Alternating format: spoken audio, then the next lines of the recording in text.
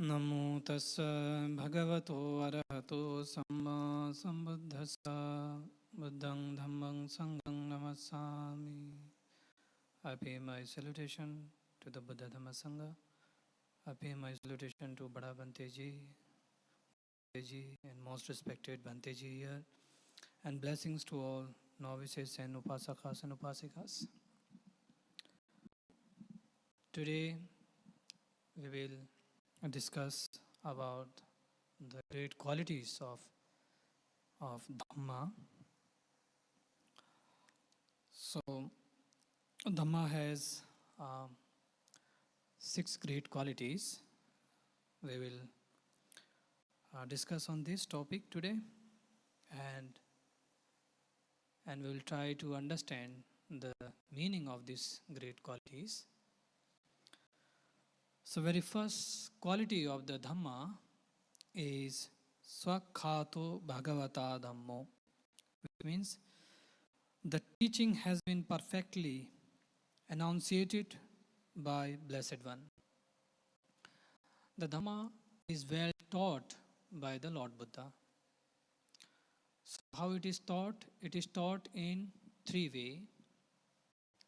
Like as it is said, the Dhamma can bring happiness in the beginning, Dhamma can bring happiness in the middle, Dhamma can bring happiness in end. It is said in the Pali, Adi Kalyane, Majje Kalyane, Pariyosana Kalyane. So it is good at beginning, it is good at middle, it is good at end. So it can be experienced in individual life. When you practice Sila, then it is good to practice Sila. Why? Because you will not have remorse in your mind. Pain of the mind. Remorse is the pain of the mind. Whenever something unwholesome action you remember that you have done in the past, you will have remorse in the mind. So when you practice Sila, you restrain yourself from doing unwholesome actions. Restraining from killing, restraining from stealing, restraining from engaging in sexual misconduct, restraining from telling lie, restraining from taking alcohol and extra, and anything which is making our mind confused and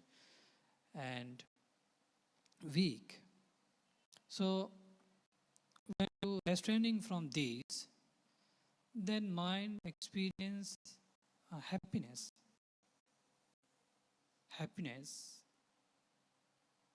of the mind. Similarly, this can be seen in our daily life, the family. Then it is a family sukha also. When you're restraining from these five things, you are also having happiness of family. Similarly, you are also having happiness of society, where people will appreciate you and they like to communicate with you, they like to talk to you, they like to appreciate you. So this is the happiness which can be seen in our day-to-day life. Our mental happiness, family happiness, society happiness, and also health happiness.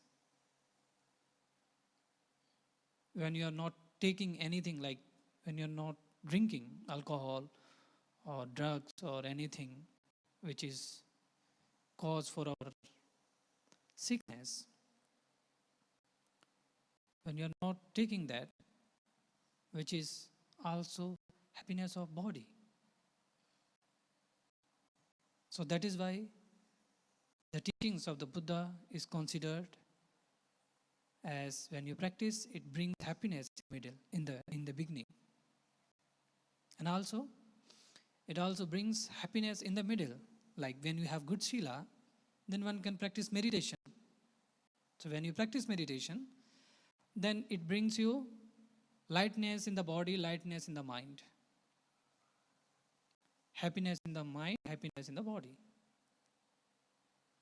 The same happiness which is in the mind, it's reflect in the body as well. Like whenever we get anger, that anger also reflects in our body. Similarly, whenever our mind is happy, peaceful, then it also reflects on our body. Similarly, when our mind is peaceful, light, then it also reflects in our body. Piti, pamojja, gladness and rapture also reflect in our body. So it is considered as Majje Kalyane, which is the teachings of the Buddha brings happiness in the middle also. Then when you develop meditation, then one can experience wisdom also. That is considered as the teachings of the Buddha is beneficial, or it brings happiness in the end. When you have wisdom, one can see things as very clear as they are, and one can let go those things which make him suffer. Sometimes the words make suffer, noise makes suffer, emotions make suffer, thoughts make suffer, relation makes suffer, many things. Clothes make suffer, food makes suffer, drinking makes suffer, many things. So when we have wisdom, then we can easily let go. And the benefit of letting go is that if you get something, you will be happy, you will not generate craving. If you don't get anything, you will be okay, you will be fine with that. So this is how one can understand that in the end of in the ending of the teaching, one can have happiness. So Adi Kalyana stands for the morality, Majje Kalyana stands for the meditation, and Pariyosane Kalyana is the stand for wisdom. So this is why it is said that the teachings is well spoken by the Buddha.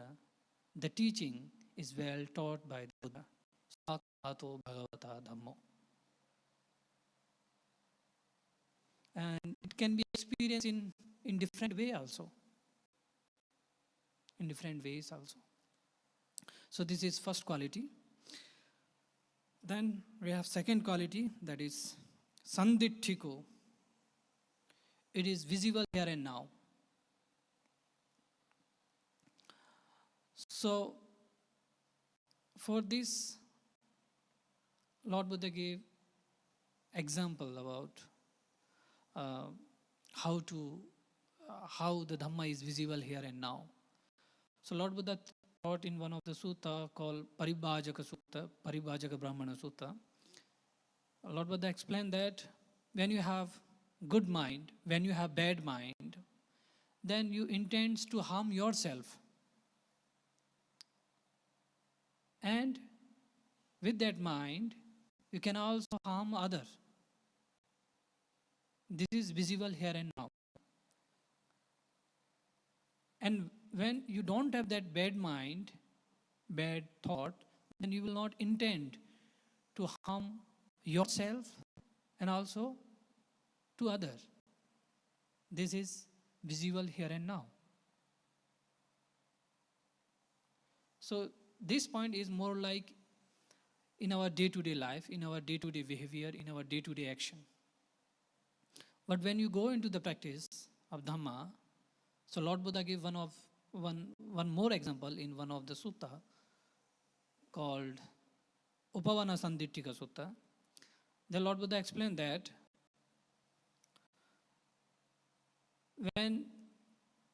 when there is rupa, there is object,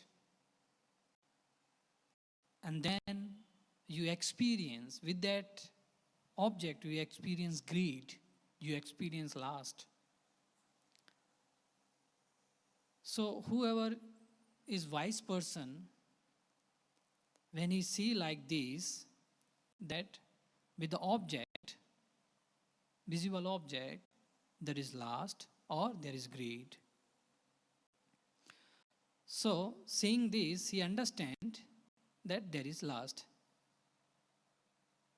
He understands in this way, and again he reflect. He see that there is rupa, and with this rupa, with this visible object, there is no greed or lust. He understand again like this. Then when you repeatedly understand like this, then what happened? Then one can understand the cause and effect. This happened because of this. And if that ceases, this also ceases. So this is how the Dhamma is visible here and now. Sanditthika.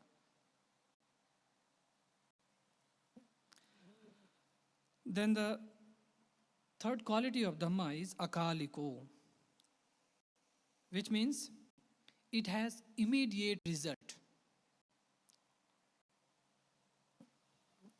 Like when you see this thing in the meditation, and little by little, when you letting go it, then little by little you can experience happiness, lightness in the mind. So that lightness arises why? What is the cause? Because you are not holding on that, on that emotion, on that craving, or on that attachment, or on that liking or disliking. So when you letting go that, then there is lightness, there is happiness, there is calmness. So this can be seen, this can be experienced. And this is the result. It has immediate result. Then the fourth one is ehi passiko. So ehi passiko means inviting all to test for themselves. Like this quality is the Dhamma here, this specific quality ehi passiko, which means come and see, which means come and experience by yourself. No one can experience for you. Only you can experience Dhamma through your practice. Lord Buddha has a lot of experience about Dhamma, but his experience we cannot take. Many Bhantes have good experience about Dhamma, but their experience we cannot take. So we have to see this body and mind. We have to see Dana, Sila, Bhavana, yes, or Sila, Samadhi, Panya. We have to bring them into our practice, and we have to discern them. We have to discern them. We have to discern into the mind, into the body, and we have to see how they arise, how they passes away. When we see like this, then there can be seen many causes, many effects. Then there will be no views. When there is no views, there will be no holding. Only letting go. So this is the fourth quality. It has many more explanation about ehi passiko, but I will not explain much about that. Then the fifth quality is opanayiko. Opanayiko means leading onwards to Nibbana, or you can say leading near towards Nibbana. So how it is, like as I have said, that when we see Dhamma clearly, when we discern this Nama and Rupa, body and mind, and we come to experience what cause arises and why it arises and what is its effects. When we see like this, then we will not hold on attachment or craving, or we will not be holding on views, opinions, then we can let go very, very easily. So this is the sign of progress of Dhamma, progress on the path of Dhamma. When you discern mentality, materiality very clearly, this is said as Tittvisuddhi, one of the purification of the mind, which is purification of views. So whoever attend enlightenment, the very first stage of enlightenment, Sotapanna, they have to purify this, Ditti Visuddhi, and Kanka Vitarana Visuddhi. Purification of doubt, purification of views, purification of doubts. So when you purify these two, this is how one realizes the enlightenment, the very first stage of enlightenment, Sotapanna. So sometime, in many cases, like meditators, when they discern this Nama Rupa, mentality and materiality, they also discern, they also get purification of views, and they also get purification of doubts. They will, like, when I say purification of views, means they will not have any wrong view. They see mentality, materiality as mentality and materiality, not I and my. Similarly, they will not doubt about the previous life or the future life, because when they discern this mentality and materiality, they can also understand dependent origination simultaneously. When they see this mentality, materiality, they can also discern Paticcasamuppada, dependent origination, Kamma and Kamma Vipaka. They can understand, oh, now I have this body, and why this body come into being? Because of some previous result. He can understand with this present moment, he will go in previous time, like he will try to understand some of the movement of previous life, or not previous life, some of the movement of yesterday, previous time, and he will go some more past, like 1 week, 2 week, and he will try to understand how that happened and how that changed. In this way, he will understand the dependent origination, the doubt. He will overcome the doubt about Nama and Rupa. So this is the sign of progress. This is sign of going near to Nibbana. If we don't have enough matured faculties, then we will not be able to attain in this very life. But of course, in future life, it is possible to attain. So it was one story during the time of the Buddha. There was a monk who was meditating on Vipassana meditation. He spent whole his life in meditating on Vipassana. So he could not attain enlightenment. So during his meditation, he passed away, and he reborn in one of the Devaloka. He was sitting with a cross-legged and meditating. Then some Devas saw him a mirror. When he opened his eyes, he could see that he reborn in Devaloka. So he was not satisfied. He was not happy. And immediately he came to the Buddha and heard Dhamma from Buddha. And then he could become an enlightened being. So this is how it becomes a condition for us to become enlightened being in next life. So in Burma, it is said that when you purify your views and purify your doubts, it is considered as Chula Sotapanna, which is junior Sotapanna. You are not really Sotapanna, but you have the quality of Sotapanna. Like you don't have views, you don't have doubts. So you consider as Sotapanna, Chula Sotapanna. But you are not really Sotapanna, but with the quality of Sotapanna. You are with the quality of Sotapanna, so that condition in the future life. So this is how we can understand that Opanaiko means this is taking us near to Nibbana, taking towards Nibbana. Then the sixth quality, which is Pachattang Veditabbo Vimyohiti, which means this Dhamma are to be comprehended by the wise, each for himself. So like as earlier I said, no one can practice Dhamma for myself or for yourself. Only oneself has to practice. Only oneself has to discern this Nama and Rupa.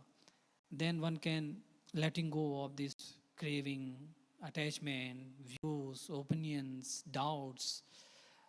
So only this wise person can do that for himself. So who's the wise person? Lord Buddha said, one who sees that depending on Rupa, the greed arises. Depending on Rupa, the greed exists, come into being. Depending on Rupa, hatred arises. Depending on Rupa, delusion arises. And that wise person who has that eye to see clearly, he can see, oh, this is caused by this. Because of that, this arises. He understands in this way. He sees things very clearly as they are. When we say he sees clearly as they are, which means that person has eye of wisdom. So this word Chakkuma or Chakkumudapadi stand for the Sotapanna, the eye arose. So it stands for the Sotapanna. But until and unless you are not Sotapanna, still you are seeing the phenomena and their causes, how causes arises and how they passes away, how the causes arises and how the effect arises. You are seeing that cause and effect very clearly. When the cause ceases, then the effect also ceases. When you realize, when you see this very clearly, this person considered as wise person. So these are the 6 qualities in the Dhamma. With this short Dhamma talk, I conclude here and I share this merit with our teacher, Most Venerable Bhadabhanteji, and we share this merit with my parents, with my departed relatives, with Bhanteji, with all the novices, and with all the devotees. With this, I conclude here. Sadhu, sadhu, sadhu.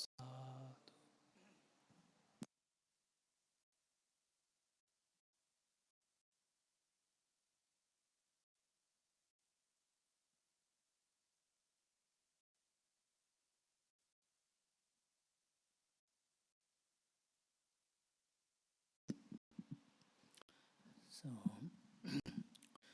Bhanteji mentioned about the qualities of Dhamma. What is the 6 qualities of Dhamma? Because if we understand the 6 qualities of Dhamma, then we know what is Dhamma, So what is Buddha Dhamma? These 6 qualities.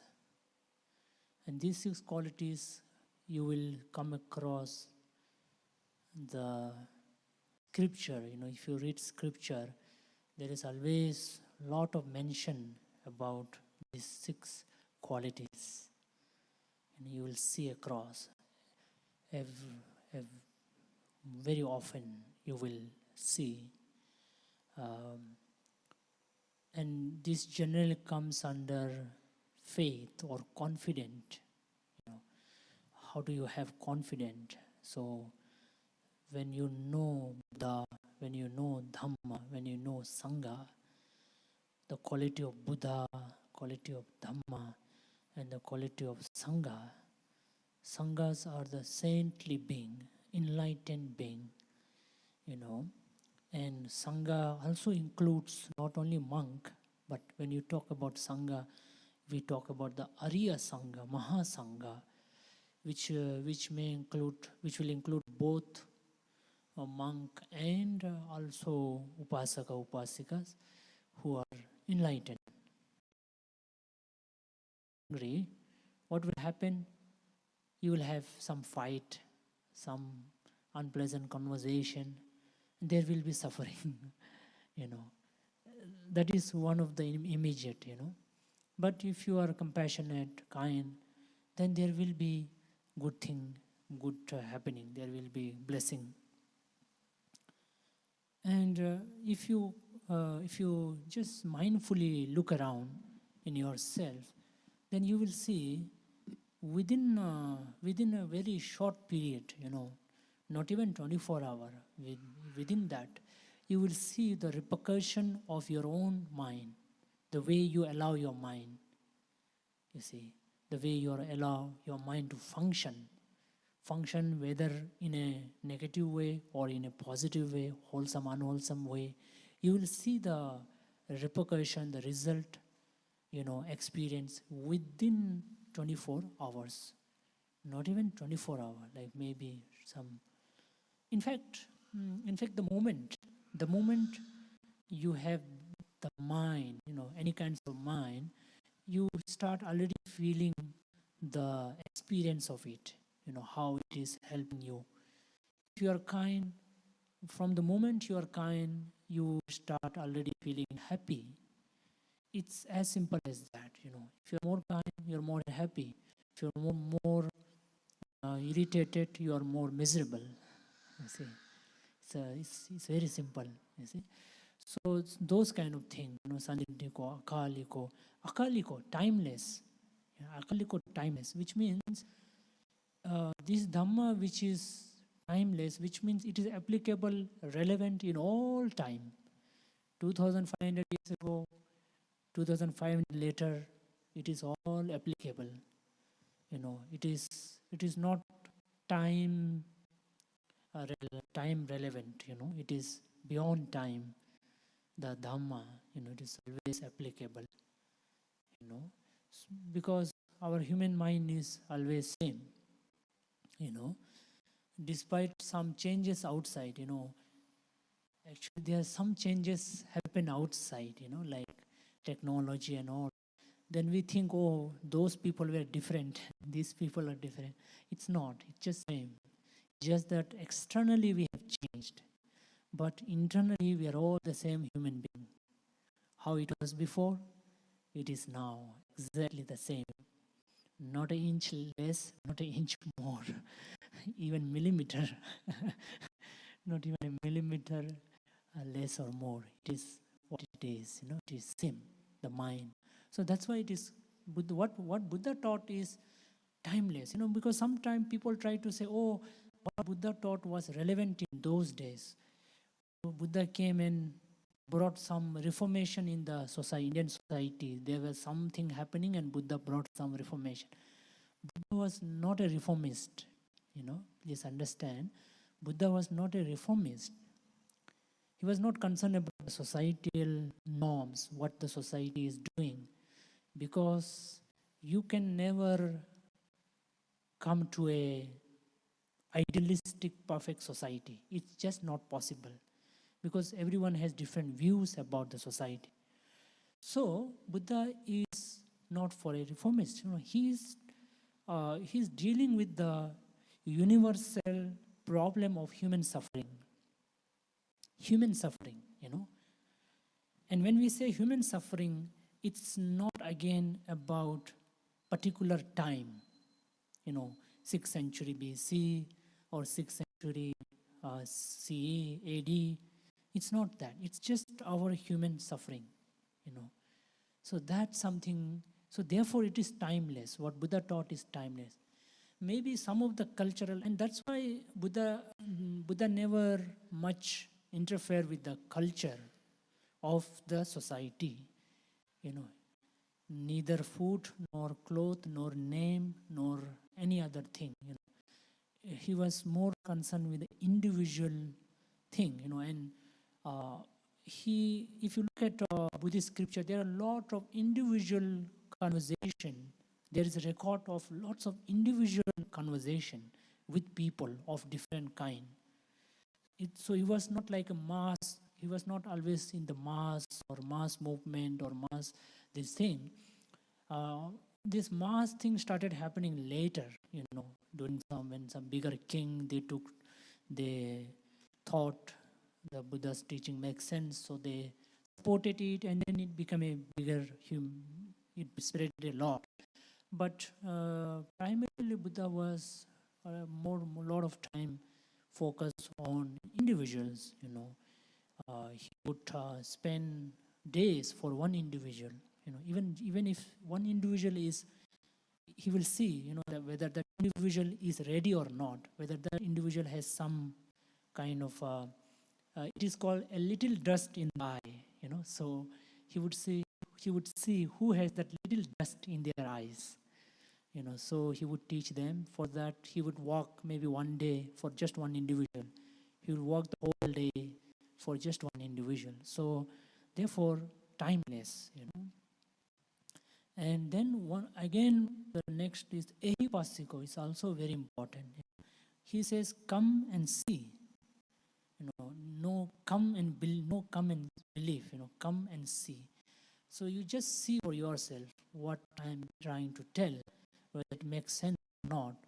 So therefore, Buddha encourages a lot of discussion and questioning, like a healthy dialogue and questions a lot. In fact, he says that those who have a lot of questions, those who put a lot of questions, they become wiser. Okay, so please have a lot of question. You can trouble our monks with question, no problem. But not meaningless question, but out of real concern, real intention to learn. So, and the last one is Bhante mentioned, pachattang veditabbo vinyoheti. Everybody has to individually experience. Pratyek. Pachetang means pratyek. As in Hindi we say pratyek, everyone. Pachattang.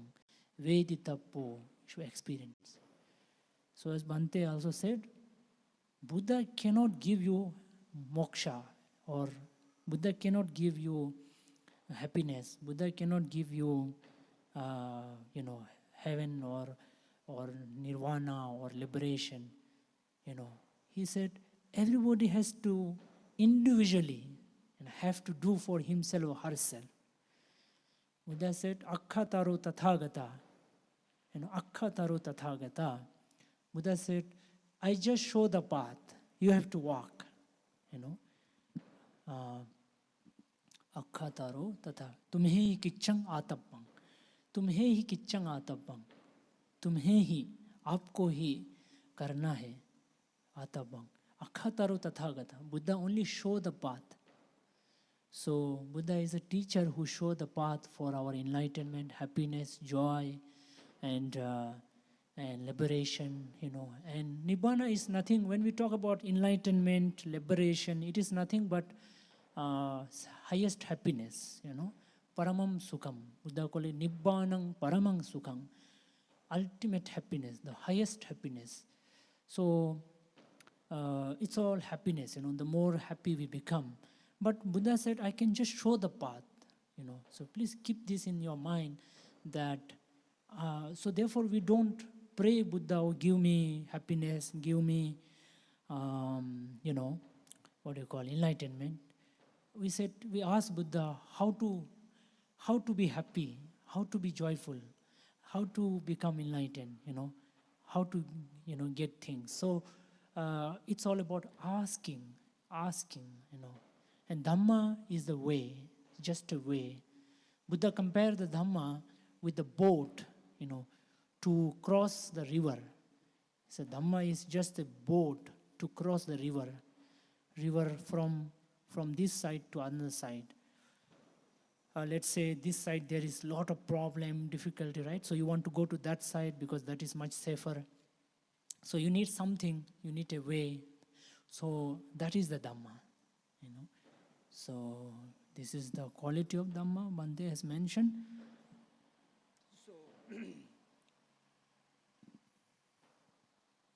So it is very important topic today. That is the Dhamma, the quality of Dhamma. What is Dhamma?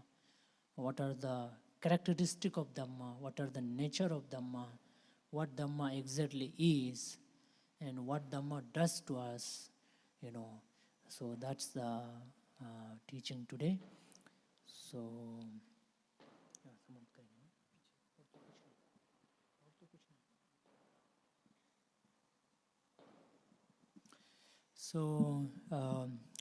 we conclude here. We thank all of you for coming, joining, and being part of this program. So it's very good because we all share good energy with each other. We create good energy and share each other's good energy. So I very much urge and suggest all of you to come every Sunday. It's every Sunday recharge station. These days we have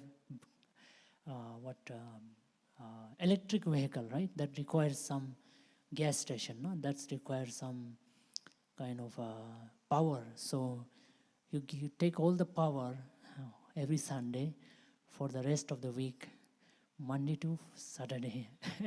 So it's a recharge station. So it's really a spiritual recharge station. So I would suggest all of you to come every Sunday, find some time to come. And when you come, you get all the good energy, you'll be much better Monday to Saturday. And the next Monday to Saturday, you'll be much more better. So gradually you will be better. Day by day, you'll be much better and better and better. And finally, you will be the best. Okay, so do you all want to be the best? So you will be. Yeah? So I would suggest you to come. So we all wish all of you good health, happiness, peace, joy, and satisfaction. May you all be free from harm, danger, sickness, and worries. May all your wish come true, and may you all progress on the path of Dhamma and achieve the ultimate happiness of Nibbana. And may also let us wish for the happiness of all the beings in the universe. Now that we have achieved good energy, we acquired good energy today, good punya, good feeling, let us share with all the beings in the universe for the happiness of all the beings.